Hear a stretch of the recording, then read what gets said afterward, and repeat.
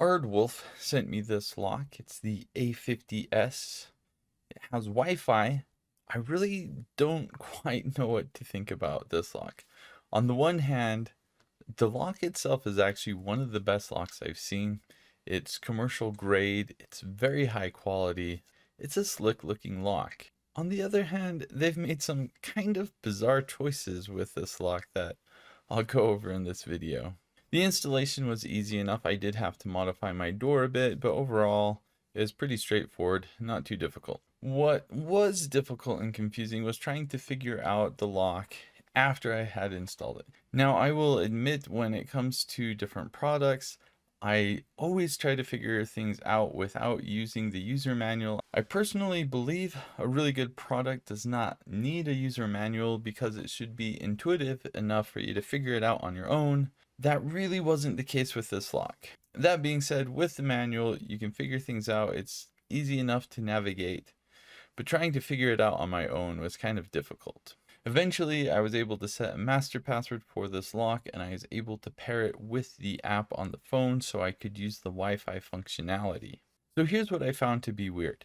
Now, I have other locks that are smart locks, and with these other locks, I can use the app and I can say I want to program a fingerprint. I do that on my phone, and then on the lock I can do my fingerprint, or on the app itself I can say here's the passcode to get into the lock, and I can do all these things.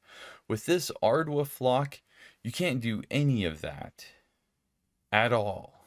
From what I can tell, there's one single function that this lock can do that uses Wi-Fi, and that function is someone can go to the door, press a few buttons, and request that you remotely unlock the door for them.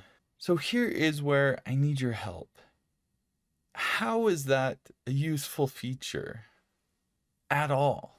The thing with this is you can't just figure out how to send the request. And then when you do send the request, how do you know the person on the other end with the phone is going to see that and be like, oh, someone's trying to get into my door, I should let them in?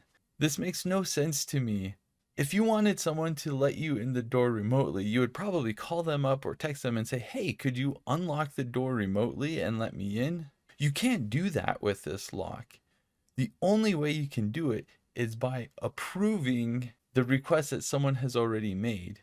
And not only that, but it's not easy to figure out how to make the request. You have to know what you're doing. So you can't just tell someone to go to the lock and send a request to unlock it and then you unlock it. You have to give them very specific instructions to press the button and then press and hold one or something like that. I can't even remember. And then it makes the unlock request. And then the person at the door just has to wait and hope that the person at the other end with the phone says, hey, I'll let this person in. That's a good idea. The other thing I thought was really weird about this lock is there's no 0 number and there's no 9 number. Now I get they're trying to make it look good and they're trying to save space, but if you give someone a passcode to get into a lock, usually you would give some sort of number that you could remember.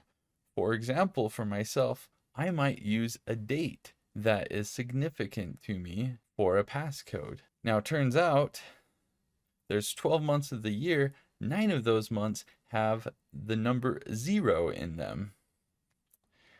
Can't do that with this lock. No 0, no 9.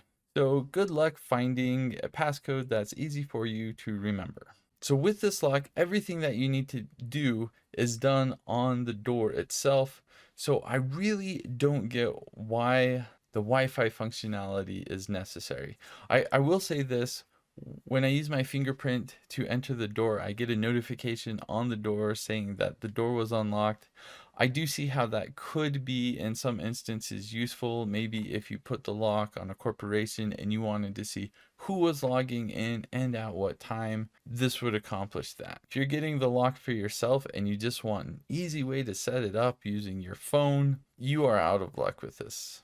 Ardwolf did send this to me to do this review, and I'm really sorry, Ardwolf. I wish I had some more positive things to say about this lock. Frankly, I'm a bit baffled. I don't get it. Maybe one of you watching this could explain this lock to me, and why is the Wi-Fi functionality on this useful? because I really don't see how having a person on the other end send a request to unlock the door is something that anyone would want to do ever. I will say this, I think Ardwolf has two models of this lock, one without Wi-Fi that is not as expensive. That's probably the way to go because it's basically the same thing minus the function of Wi-Fi that is not at all useful. Please let me know your thoughts. I have this lock installed on my shed, and once it's set up, honestly, it's a really good lock. I only use the fingerprint function, but it works well. The lock is great. Setting it up is kind of weird, and I just don't get the app. If you can understand why you would set up a lock with Wi-Fi with only the single function of being able to have someone submit a request to unlock it, and then you on your phone can approve that request and it unlocks, let me know, because I just don't see how that's useful. Thanks.